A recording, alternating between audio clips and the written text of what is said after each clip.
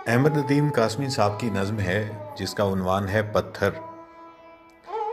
रेत से बुत न बना ऐ मेरे अच्छे फनकार, एक लम्हे को ठहर मैं तुझे पत्थर ला दूं। मैं तेरे सामने अंबार लगा दूं, लेकिन कौन से रंग का पत्थर तेरे काम आएगा। सुर्ख पत्थर जिसे दिल कहती है बेदिल दुनिया, या वो पथराई हुई आंख का नीला पत्थर जिसमें सदियों के तहय्युर के पड़े हों डोरे। क्या तुझे रूह के पत्थर की जरूरत होगी जिस पे हक बात भी पत्थर की तरह गिरती है। एक वो पत्थर जो कहलाता है तहजीब सफेद, उसके मरमर में सियाह खून झलक जाता है।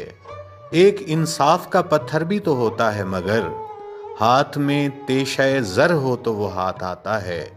जितने मयार हैं इस दौर के सब पत्थर हैं, जितनी अकदार हैं इस दौर की सब पत्थर हैं। सब्ज़ा व गुल भी, हवा और फिज़ा भी पत्थर, मेरा इल्हाम तेरा ज़हन रसा भी पत्थर। इस ज़माने में तो हर फ़न का निशान पत्थर है। हाथ पत्थर हैं तेरे, मेरी ज़ुबान पत्थर है। रेत से बुत न बना ऐ मेरे अच्छे फ़नकार।